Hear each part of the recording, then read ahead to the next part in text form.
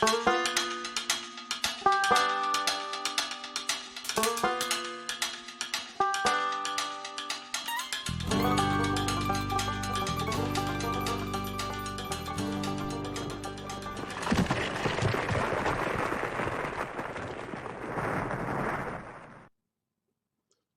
ho, ho, ho.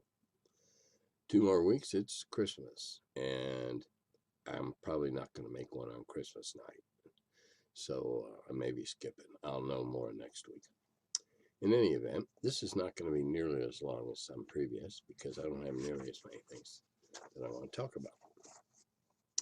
So consider it my Christmas present to you, a short one.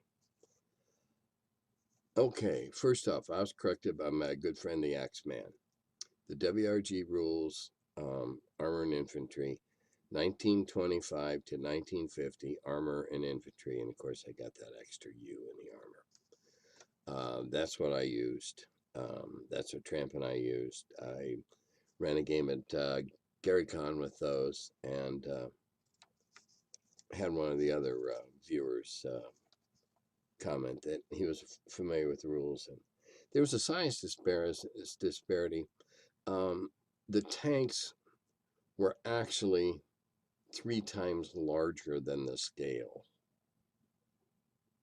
1 to 285 as to a 1 to 1,000. So the tanks were oversized, but my God, you couldn't. Yeah, it was just easier to play that way with big ass tanks. Okay, when does a character's level up happen? Are experience points given after the fight, a feat of success, or at the end of every adventure? Good question. Back in Carbondale, we sometimes didn't award experience for 2 or 3 adventures. First off, I don't believe in training after you make a level. I believe that when you have accrued those points, you've learned those tricks, you are now that adept, that skillful. So I don't believe in the training and all that. That's just my personal opinion. I think that's a silly waste of time. But hey, if that's what you want to do, that's quite all right. All right. That said,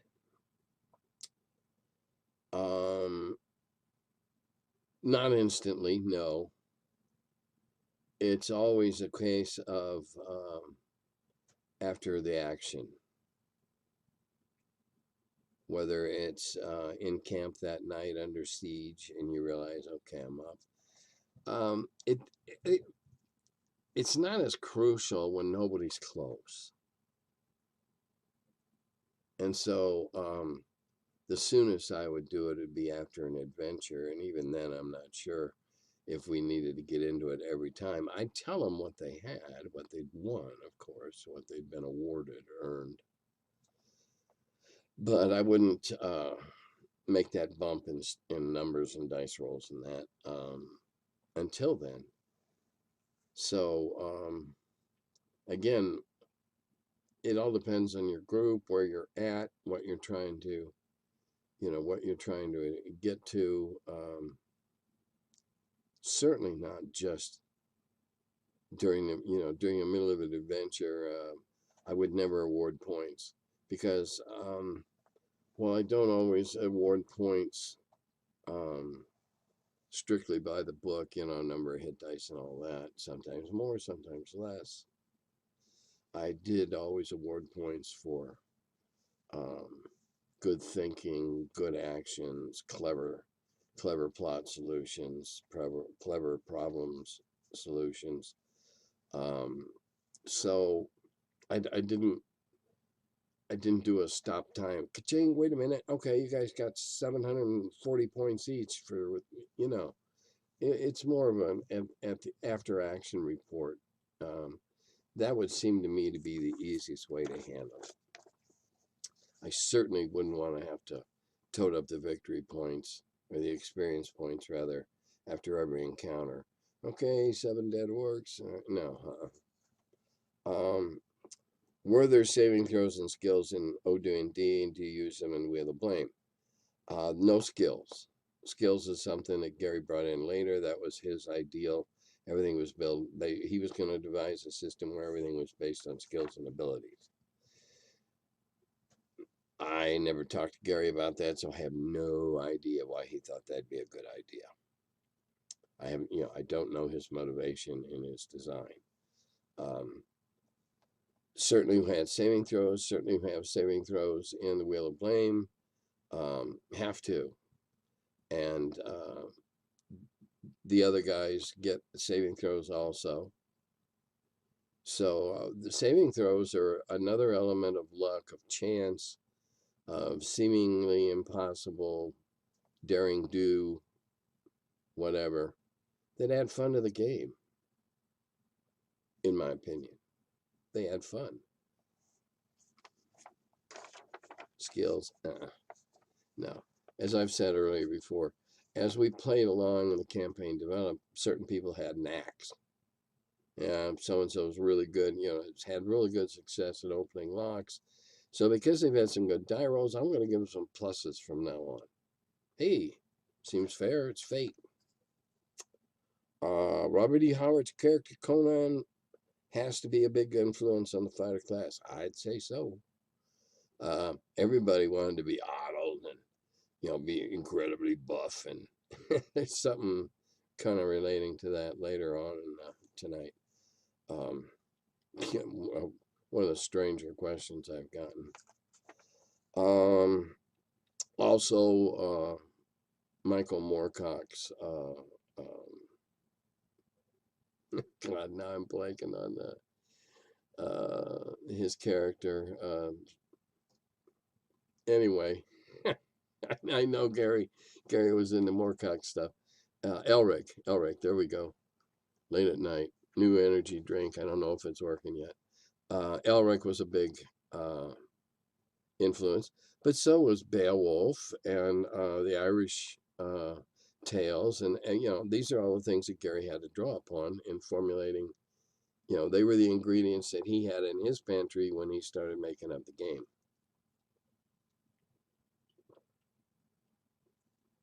I will say it tastes really good.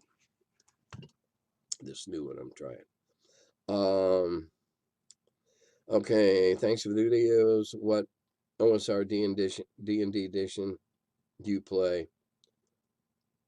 Well, I didn't know there was a basic 1, basic 2, and basic 3. We only had a basic. We had advanced and we had basic. I play nascent first edition. That's that area right in between the end of old with the little brown books and the beginning of advanced. More advanced than old, but a few concepts from old still apply. I'm running Wheels of Blame. Okay, I've had some preliminary interest in it. I suggest you, sign up for one if you want. Now, I'm going to talk a little bit about what I'm doing online. I'm going to run sessions for a while at $50 a pop for 4 to 7 players. I prefer that a group book the time.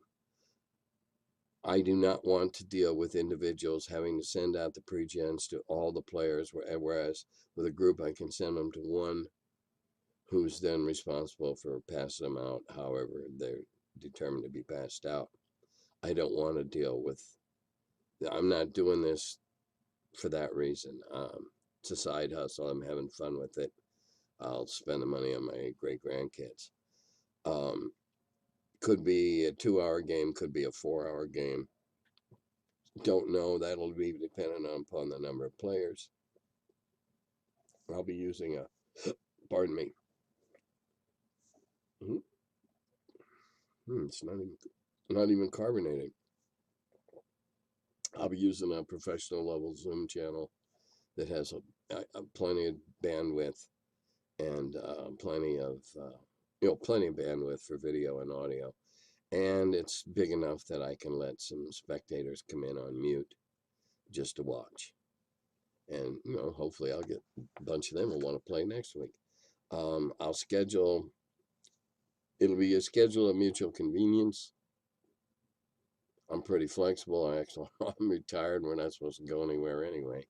This week, my two outings were the grocery store, and we went and we got two goldfish yesterday to keep company with our one. And that's been my week. Now, those of you that are nosy and terribly fascinated by what's behind me, you'll notice there's been some changes behind me, and there will be some more. Because unfortunately, I have to clean off my pool table so my wife can wrap presents and such. And it hasn't been cleaned off in about a year. I've been stacking junk there. I can't play pool right now anyway because of my shoulder, and this, I'm still healing from the surgery. Though it's working a lot better. Anyway, yeah, I'm shifting books around on my various bookshelves and reorganizing my corner of the basement, basically my half of the basement. Let's see. Well, yes, I know about its current digital iteration. A part of me still pines for the old days of the paper version of Dragon and Dungeon. I didn't know that either one of them was doing a digital iteration. I'll go on with their articles, cartoons, new rules, classes were the bane of many a GM. While we now live in a digital age of instantly updatable articles, is there still room for physical RPG like Dragon? No. No. A few years ago, we were on the cusp of being able to pull that off with Gygax, and I've gone into that enough times before about the widow, and you can't. I don't believe it's doable today under the old parameters of magazine publishing, mainly because there's not enough advertisers. When I published Dragon was paid for before it ever went out the door by the advertising revenue alone and more, and then the subscription money. So without that, you might as well do a pay-per-view or a pay to print. That's the only way you can do a magazine in the States and get it to Europe, is set it up for a print on demand somewhere in Europe, because the postage is just ludicrous. Just ludicrous trying to get a magazine. 2-3 times the cover cost of the magazine just to mail it to Britain. So you got no distribution to Europe unless you go print on demand. I have lots and lots of Canadian friends, and I love you all, but your postal system is the biggest mystery I've ever dealt with in all my life, because it's like throwing a box over the transom in the door, and maybe 3 weeks from now somebody will walk by and see it, and it'll be on its way to get delivered. Or maybe you'll hit somebody in the head and it'll go right away and get there. Canadian Post, in my experience, is, especially large parcels, etc. No, not just magazines. It's anything coming over the border is hit and miss. Hit and miss. So that basically leaves the United States. That's where your market is. And it's really hard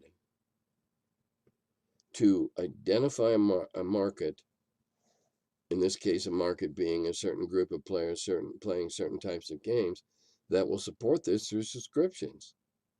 I just don't think it's possible. It's not to say if somebody came up with a fat wad of cash and said, hey, you want to try this again? It doesn't mean I might not try it. Oh, I wonder if you're hearing that. I got Seaport on. Oh, yep, there they are. Their ships coming in. Well, now you know what those funny noises are if you're hearing them. I imagine you are. That microphone's probably picking them up. Anyway, I don't think a print magazine is feasible. That said, Jim Wampler is having success with small, very focused, very special interest focused publications of like 80 pages. He's doing strictly post-apocalyptic, which is not surprising, seeing as how he's the author of Mutant Crawl Classics. I've been writing articles for him, and I help him edit it. And it's all kickstarted. That's the only way you can do a magazine.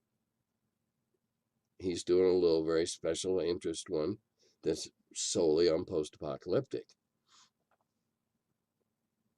If you can find a market that narrow, that's the way you got to do it now. You got to kickstart each issue. And the first time you fail to kickstart, your magazine dies. Accept that. Now, Jim's shown that he can do steady increases, and he's doing well with them right now. It's not quite closed, but I think this next one for number 3 will probably do well.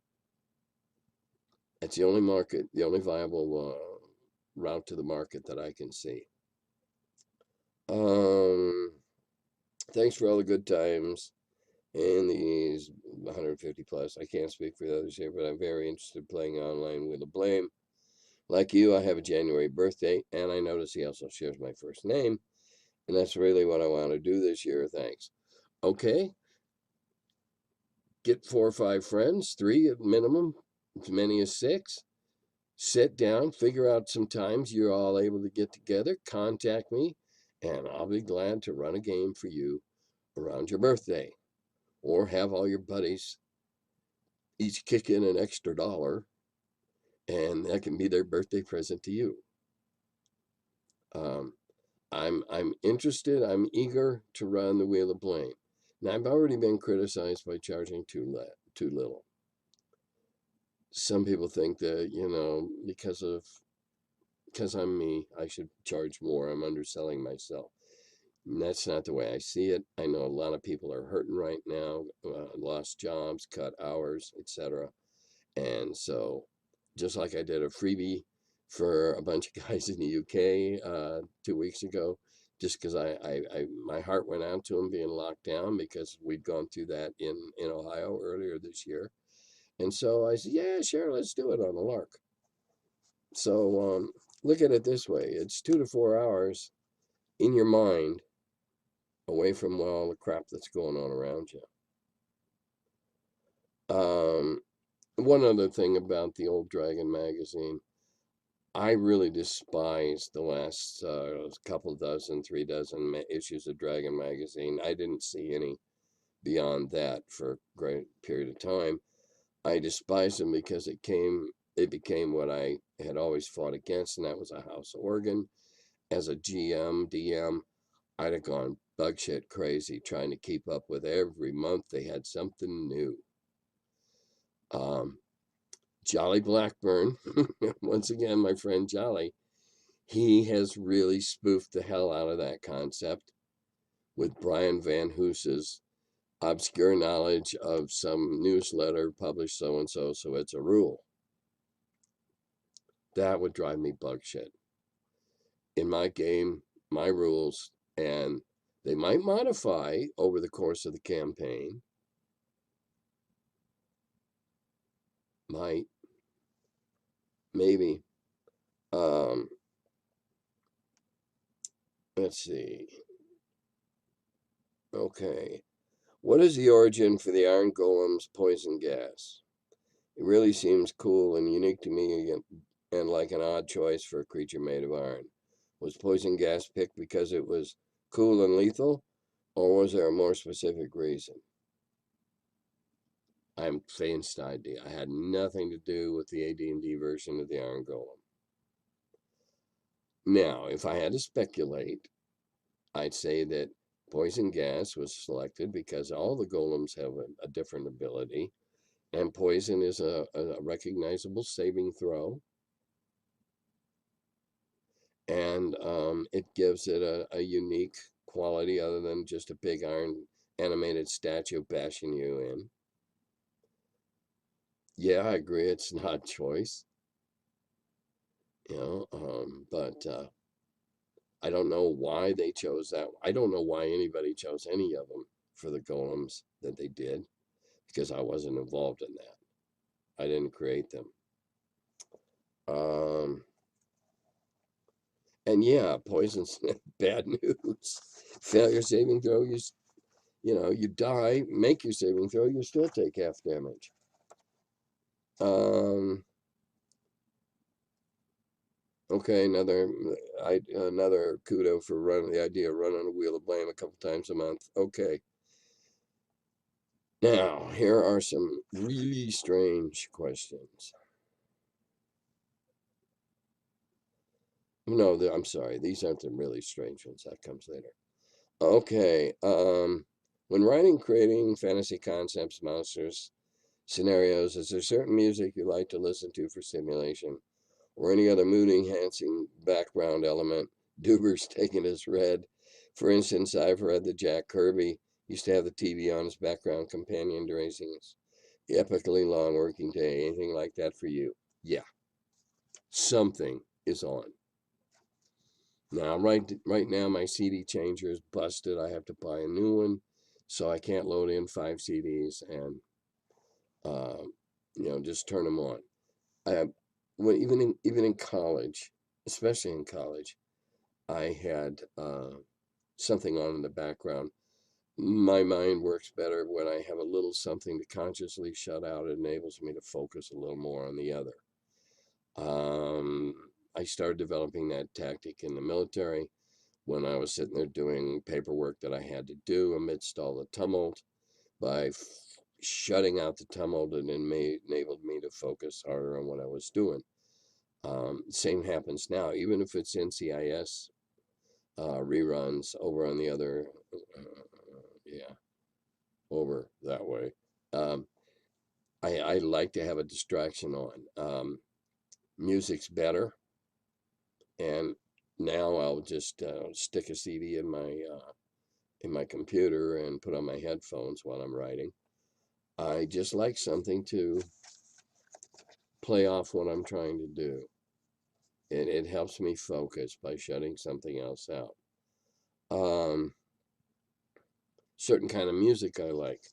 Well, there's a lot of rock and roll I like, but sometimes I find that a little more distracting than I need because I start singing along.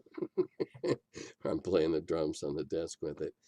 Um, I'm a big fan of, years ago, I was a big fan of what then was called New Age, and I have a lot of New Age stuff from way back when. And I'm also a big fan of Celtic music. So I used to just load up 5 Celtic albums because they're all compilations. And I'd just load them up and let them go all afternoon. So, yeah, I find that having an outside distraction gives me focus. Funny point.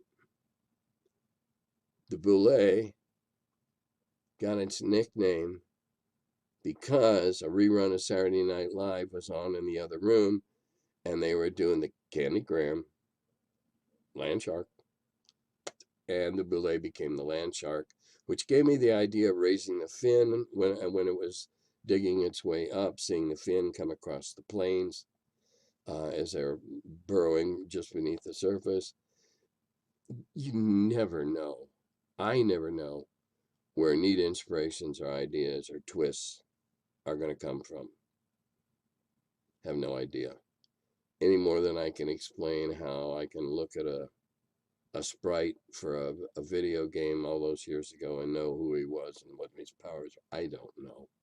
It just, um, I'm, I was working on a collaboration with a lady artist on the West Coast, and she draws little tiny dragons, and I look at them and I see who they are, and I know stories about them. I don't know how I do that. It just one of the many strange ways my head works.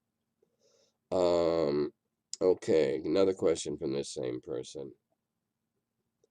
Ground floor druthers. After TSR introduced RPGs to the world, a great many companies and gamers were spawned, flourished, faded, limped along, and what have you. Is there any other game or company that you would have liked to have been on the ground floor of? Please elaborate on your answer as much as possible. Absolutely not. From the time I came on to 1980, 5 years, there was no other company that had the meteoric growth that we did. There was no other company that had the effect on the industry that we did. There was no other company that actively sought to grow the hobby, to have that rising tide lifting all the boats, because we didn't care if you were playing our games. We'd like that. But if you were playing their games, it was okay. You were gaming. We were growing the hobby. There was no other company that could come close to that.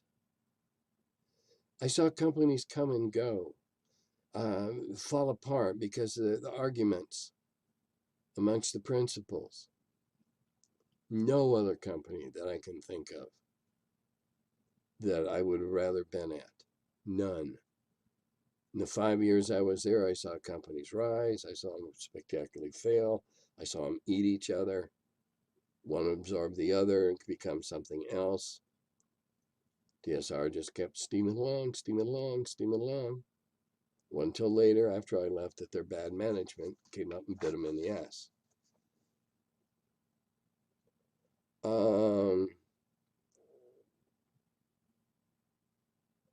What are your thoughts on the Thule? Well, I didn't even know what the hell the Thule was until I went and looked it up, and it's some 5e monster. So, I don't know.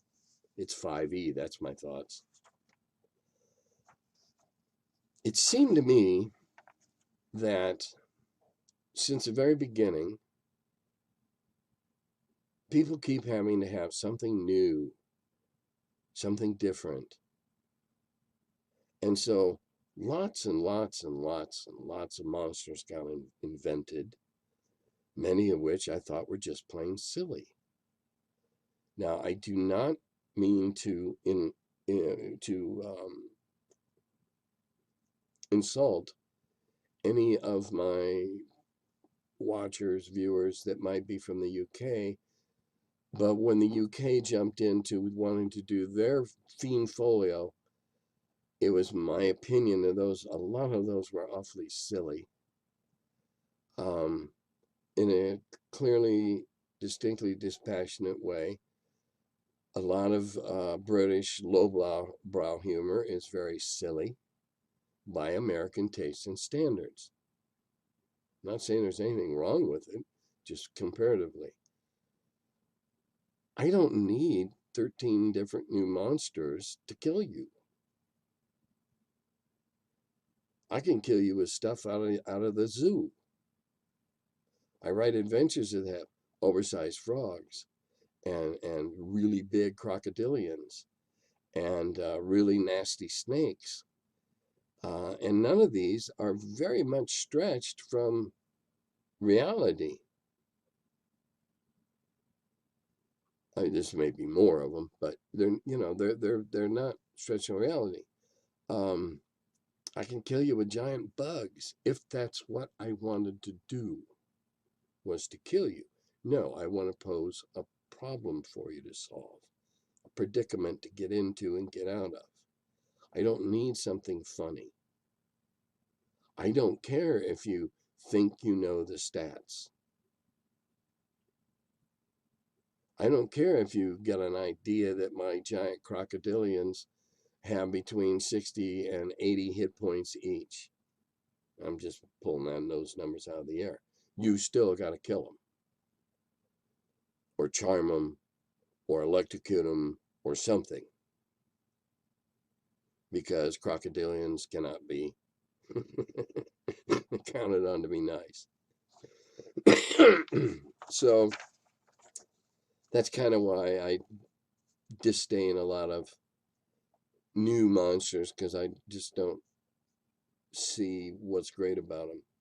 Now, I'm not saying everyone, but I haven't seen any that I thought were, wow, that's a great new idea. Okay. All right. Now, here's one of the stupidest, weirdest questions I've ever gotten. You wake up one morning to find that the medical science has advanced incredibly and suddenly able to transfer one's consciousness to an artificial body made in your image and guaranteed to feel like you, only better. You've been selected as a recipient of this marvelous new biotech, but must choose from the following prototypes. Now, here's where it gets weird. Which would I prefer? A burly 6'5" He-Man, but with an effete, lisping voice and no nipples. B, a gallant, elven-looking Aryan god, but highly allergic and highly attractive to bees. Also, no nipples. The nipple thing is beginning to disturb me. It's not like males need them anyway. C, a plain, ordinary, everyday, run-of-the-mill centaur, nipples intact. Oh, good, vestigial nipples on a centaur. Bonus question, what age do you choose to be in the new body and why? Well, okay, I'll take the burly 6'5" He-Man at age 40 and not worry about the nipples. And anybody that wants to talk about my voice, we'll discuss it.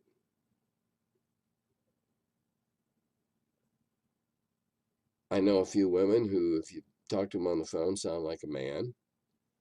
I know a few men who sound like they could be a woman instead. Voice is not an accurate piece of evidence in trying to determine everything. 35, 40, that sounds good. Okay. All right, this is the last one. I told you it's going to be short tonight. Congratulations on last week's sesquicentennial. Yeah, I still have trouble sesquicentennial episode. Fitting, perhaps it was fitting. You had a lot of questions you'd already dealt with on such a momentous episode, sort of like your very own clip show, as they say in network TV, revisiting the hits. Anyway, hope that my questions this week are not too well worn. What was the background of the hobby gaming industry that gave you the confidence to re-gear your tertiary education in order to join TSR upon graduating? All right. 1.1, what were the industry procedures that gave you confidence to join TSR and gave TSR the confidence to believe that D&D would become an earner or a working business, let alone a huge hit? And 1.2, was it a time when many businesses were popping up in the gaming industry? Was this special period of time conducive to forming, joining a new business in the gaming industry? Was it a safe bet? No.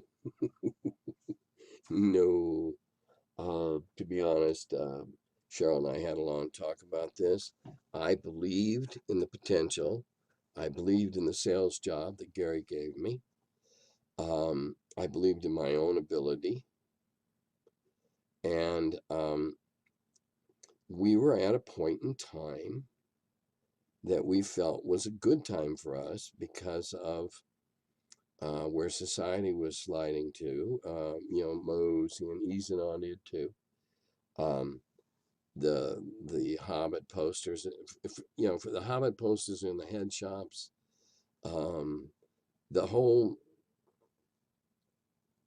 um, the whole culture was opening up to new ideas and expanding your mind with drugs or new experiences or whatever.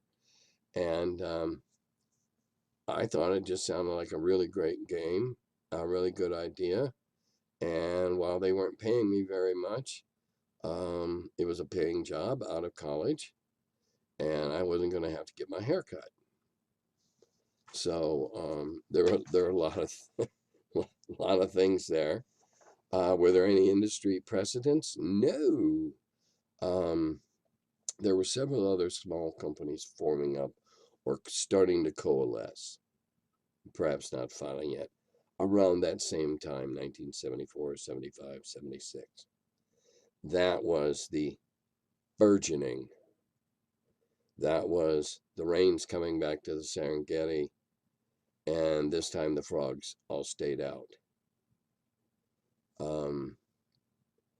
It was a crapshoot. I believed what Gary was doing. My God, I'm a war gamer, and I can get to go to work for a game company? Holy cow. You know, I mean, good grief. That's okay, it didn't pay a lot. It was still a dream job.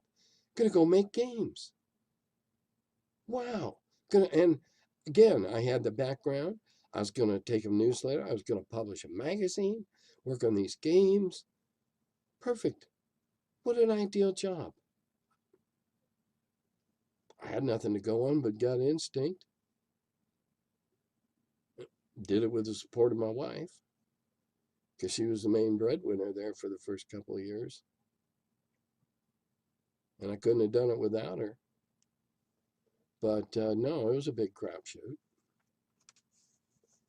All right, now I got one new thing to say. You're going to notice a new advertiser, and that's Ralph Partha Legacy. Jacob and I, Jacob's the guy that runs that, have hit upon a scheme. And viewers on this are going to get to see prototypes before they go into production. And so if a whole lot of people that see it go, ooh, pew, well, maybe they may not. If a whole bunch of people lose their shit, well, maybe it'll go into production faster. I don't know. I don't have the highest res camera to show you figures. Case in point, do I even have a figure within arm's reach? That'd be odd if I didn't. Odd, okay. It would be hard. But if what I'm planning on doing is they'll be the first advertiser in the string. And when I show you some new figures, I'll also try to have some high-res pictures. So when their ad comes up, that'll be part of their ad, is what we talked about earlier. This is all experimental. Doing it on the cheap. We'll see whether or not it works. Okay, we're getting close to the holidays. The reality is COVID is raging out of control. Please, don't go out if you don't need to. Play online. Wash your hands a lot. Sneeze into your elbow. Wear a mask all the time. Anywhere you're out, wear a mask, wear a mask, wear a mask, please. And until next week, Doda to Gobi.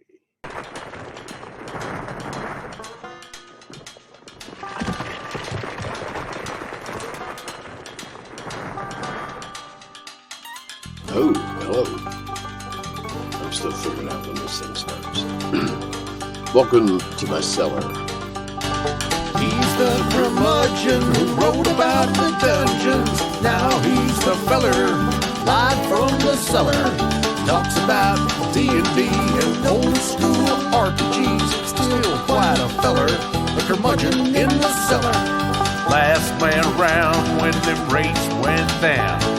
Calling Gary in that Lake Geneva town. Hey Gary, it's an awful mess. Let me edit, we'll have success.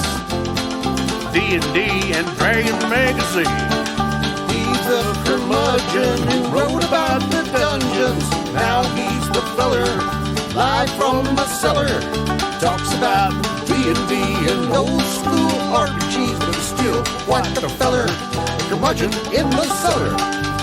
Magic missile, it's a mortar shell. Make it hit in the first level spell. Brought psionics to the game to attack that wizard's brain.